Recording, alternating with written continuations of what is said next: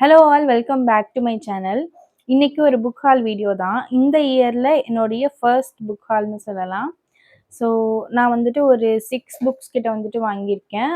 Nearby இருக்கிற ஒரு book ஷாப்பில் தான் வந்து வாங்கியிருக்கேன். நான் வாங்கின புக்ஸ் எல்லாத்துக்குமே வந்துட்டு ஒரு 10% டிஸ்கவுண்ட் இருந்துச்சு.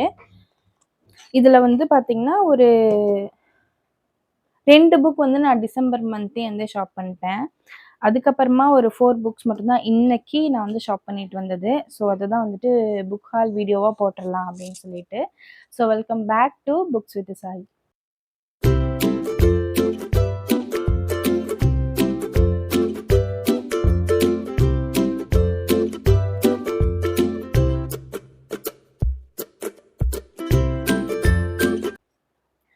ஸோ அதில் நான் வாங்கின ஃபர்ஸ்ட் புக் என்ன அப்படின்னு பார்த்தீங்கன்னா, கூலமாதாரி பெருமாள் முருகன் அவர்கள் எழுதிய ஒரு நாவல்.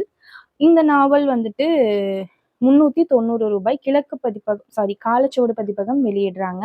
இதனுடைய பக்கம் பார்த்தீங்கன்னா 311 பக்கம். நான் ஜென்ரலாக வந்துட்டு எப்போ புக்ஸ் வாங்கினாலும் சரி, உள்ளே இருக்கிற பின்னாடி இருக்கிற அந்த டிஸ்கிரைப் பண்ணியிருப்பாங்க இல்லையா, அதை நான் வந்து படித்து பார்த்து தான் எப்போதுமே நான் வாங்குவேன். ஸோ அதனால தான் வந்து எல்லா புக்ஸுமே நான் வந்துட்டு வாங்கியிருக்கேன் பின்னாடி படித்து பார்த்து. ஸோ ரேண்டம் செலெக்ஷன் எல்லாமே நான் அப்படி தான் வாங்குவேன். ஏதாவது வீடியோ பார்த்து நான் வந்து ரிசர்ச்சில் போட்டு வச்சுருக்கேன் அப்படின்னா அது வந்து அப்படியே வாங்கிடுவேன். அடுத்ததாக வந்துட்டு நற்றிணை பதிப்பகம்லேருந்து மதகுரு அப்படின்ற ஒரு நாவல். இதுவுமே வந்துட்டு டிஸ்கிரைப் பண்ணியிருந்தாங்க. என்னென்னா, இது வந்து கானாசு அவர்கள் வந்து மொழிபெயர்த்த ஒரு நாவல் இது. இது வந்து அவங்க ஒரு 50 டைமுக்கு மேலே படிச்சிருக்காங்களாம். சலிக்கவே இல்லையாம். ஸோ அதனால் வந்து டிரான்ஸ்லேட் பண்ணியிருக்கிறதா வந்து சொல்லியிருக்காங்க.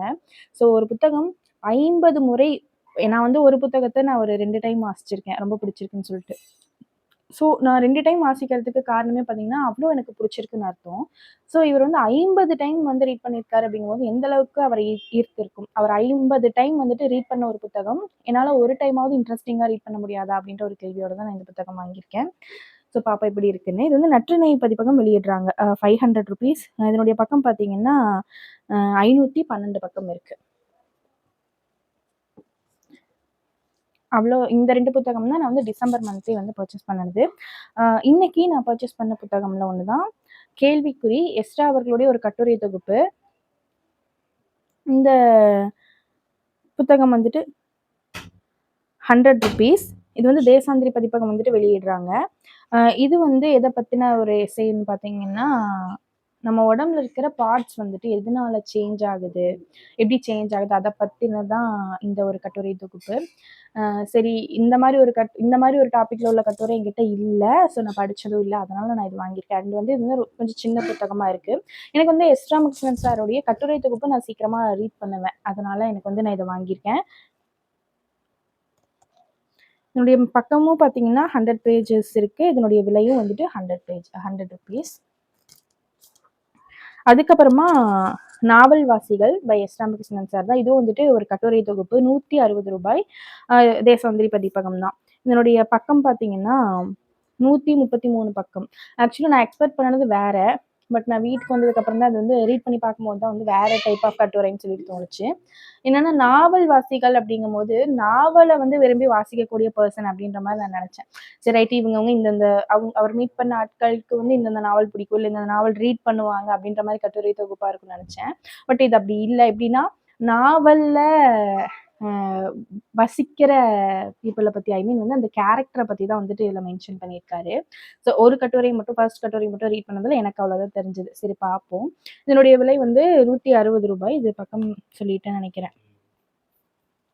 அடுத்ததா வந்து டிராவல் ரிலேட்டடான ஒரு கட்டுரை தொகுப்பு படிக்கணும்னு இருந்தேன். தேசாந்திரி வாங்கி வச்சிருக்கேன். ஏனோ தெரியல அது ஒரு இன்ட்ரெஸ்ட்டே இல்லாம இருக்கேன். இது வந்து சின்னதா இருக்கு அப்படின்றனால இந்த ஒரு டிராவல் கட்டுரை வாங்கினேன். ரயில் நிலையங்களின் தோழமை.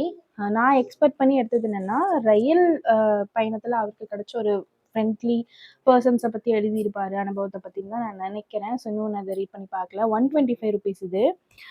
இதனுடைய பக்கம் வந்துட்டு 100 பேஜஸ் இருக்கு. ஸோ சின்ன புத்தகமா இருக்கு அப்படின்ற ஒரு காரணமும் கூட நான் இதை எடுக்கிறதுக்கு.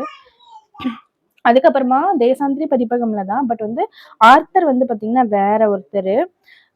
டாக்டர் சந்திரமௌலி. எனக்கு வந்து இந்த ஃப்ளாஷ் வந்து கண்ணில் அடிக்குது. நைட் டைம்ல நான் ஷூட் பண்றேன் அப்படிங்கிறனால எனக்கு அந்த ஃப்ளாஷ் கண்ணில் அடிக்குது. அதை பார்த்துட்டு எனக்கு வந்து லெட்டர்ஸை பார்க்கும்போது ஒரு மாதிரி இதாகுது. அந்த ஷேட் வந்து எனக்கு வந்து இரிட்டேட் பண்ணுது. ஸோ இந்த புத்தகம் எடுத்தது காரணம், இது வந்து ஒரு டிரான்ஸ்லேட்டட் நாவல் தான். செல்மா லாக்கர்லப் அப்படின்றவங்க எழுதின ஒரு புத்தகம். டாக்டர் ப. சந்திரமௌலி மொழிபெயர்த்திருக்காங்க.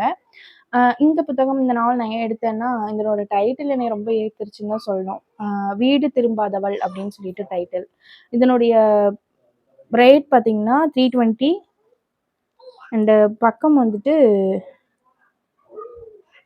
285 பேஜஸ் இருக்கு. ஸோ இந்த புக்ஸ்லாம் தான் வாங்கினேன். அண்ட் பார்த்தீங்கன்னா ஒரு நோட் கூட வாங்கினேன். இந்த நோட்டோட பக்கம், இந்த ஃப்ரண்ட் பேஜ் எனக்கு ரொம்ப பிடிச்சிருந்தது. ஹாப்பினஸ் இஸ் எ சாய் அப்படின்றது. ஏன்னா எனக்கு டீ ரொம்ப பிடிக்கும். ஸோ அதனால நான் இது வாங்கிட்டேன். சரி, இந்த இயர் டைரி எதுவும் வாங்கல. ஸோ டைரி எழுதுகிற ஐடியாவும் இல்லை. மேபி இருந்துச்சுன்னா இதில் எழுதலாம் அப்படின்னு சொல்லிட்டு தான் நான் அதை வாங்கியிருக்கேன்.